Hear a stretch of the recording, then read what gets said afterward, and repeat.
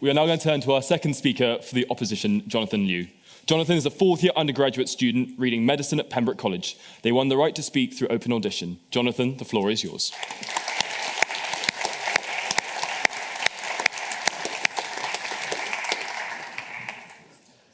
Endless cycle of crisis. Patients are sleeping on the floors. A health system on life support, catastrophic. Children's hospitals are the limit. You may be familiar with some of these headlines, not necessarily the exact words, but the bleak tone, the messaging, the palpable sensation of deepening crisis and doom. However, these headlines aren't from British newspapers. They aren't about the NHS. They're about Ireland, Australia, France, Germany. Because health systems around the world are buckling under pressure, pushed to breaking point from a conflagration of almost universal factors. From especially bad flu season to the aftershocks from the pandemic, of staff pushed to the limit whilst demand rises from an ever-aging and unhealthier population. The question that then emerges is the NHS fit for purpose in this brave new world? Is it capable of adapting to face up to these growing challenges? Or does it ultimately possess so many inherent structural weaknesses that it's incapable of serving the needs of the people? Now, those across the bench will have you think that often this is form of this a brutal, cold reality. And it isn't hard to see why they think that, you've heard their speeches and, it's very common knowledge. But these current failures are not insurmountable. In fact, many of them aren't even indictments of the NHS itself, but are reflections of far broader problems in the British society. For instance, my right honourable friend spoke of investment and how it's been neglected by the government over many years. If we had spent the same amount per head as other comparable EU countries, we would have spent 20% more per head of population, not less.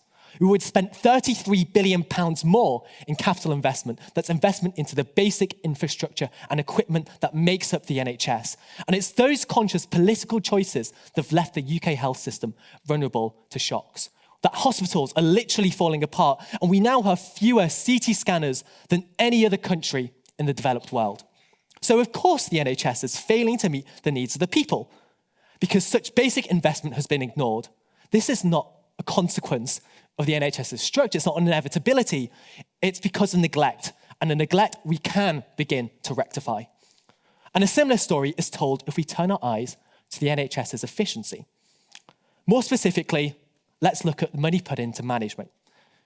I know the proposition talked about rotas and things like that, but Steve Barclay and Wes Streeting would have you think that the issue is that there are too many managers and they pay too much.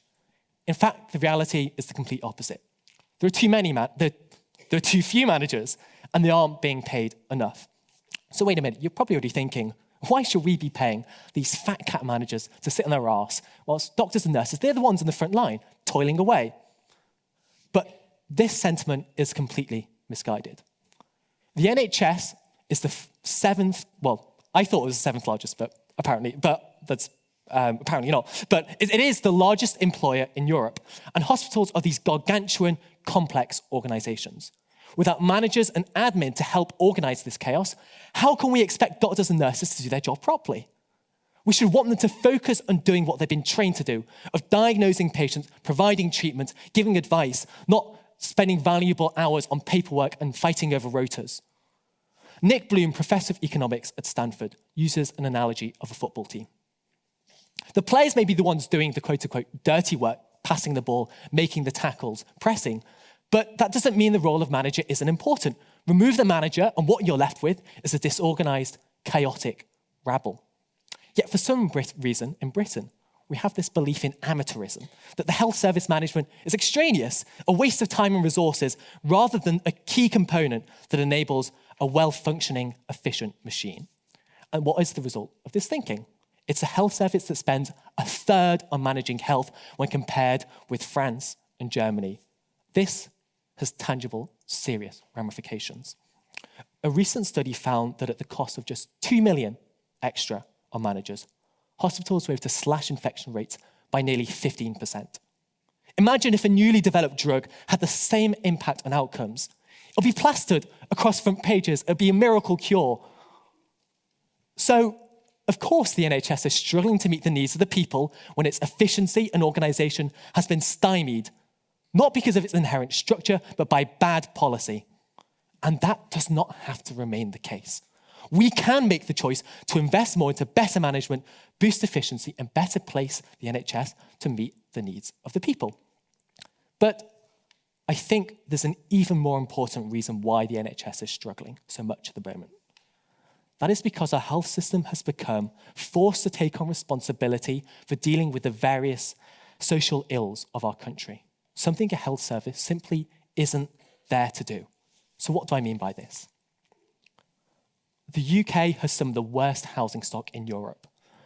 As we struggle to heat our homes, the damp and the cold comes creeping in to devastating effects, as seen with the tragic death of the 2-year-old Awab Ishaq in 2020.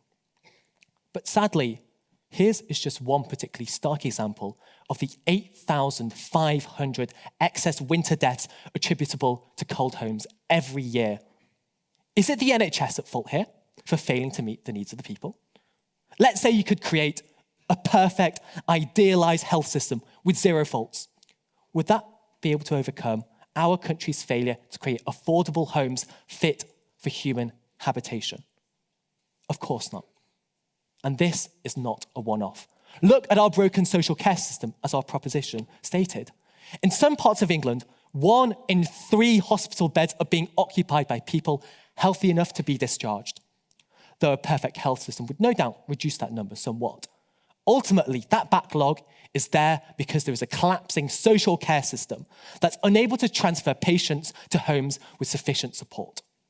Even where it is ostensibly functioning, it's inhumane, never mind massively detrimental to health, when old, frail, elderly men and women living on their own receive just 15 minutes a day.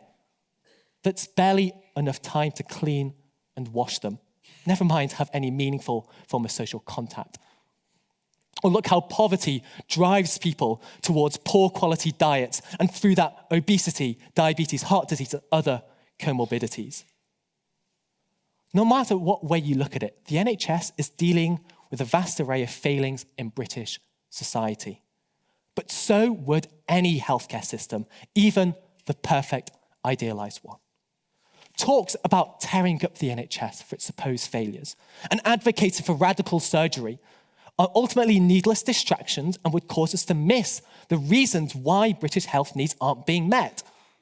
Just because you can operate doesn't mean you should. Instead, our gaze should be remedying the ills of British society. And I know that's quite, there's a big question, and I don't have any exact answer to that. But there is no reason why an improved, strengthened NHS cannot play a role in that future. So now I have painted a somewhat gloomy picture, as many of the speakers today, and as a medical student who does hope to one day work in the NHS, I just wanted to end on a slightly more, maybe uplifting note as to why I think the debate we're having today is important. Because it's easy to forget why the NHS holds this hallowed position to begin with, why it's the most commonly given answer to the question, what makes you proud of Britain? This is by no means an accident, nor is it unwarranted. Those 3 founding tenets of the NHS are being free at the point of delivery, of providing a comprehensive service to all, or being funded through taxation. There is a reason why they continue to possess almost unanimous support from the British public. There is a reason why they seem to be so inextricable with what we consider to be the best part of our great nation. The NHS, in practice, at its best, is an organisation that stands for universalism and equality, of putting the basic human rights that are health and well-being first above all, of serving the local community, of the power and strength of diversity. So nobody has to choose between medical treatment and paying their next gas bill. So nobody with a chronic condition is left at the whim of uncompromising market forces. So that all of us here can be helped to live better, healthier lives. The NHS may not be currently able to meet the needs of the people, but I believe it's more than capable of adapting. More than that, it is worth fighting for these changes to ensure the NHS survives and remains true to its values, because ultimately, in spite of its flaws, it remains a great institution. One we ought to conserve, improve, and build upon. Thank you.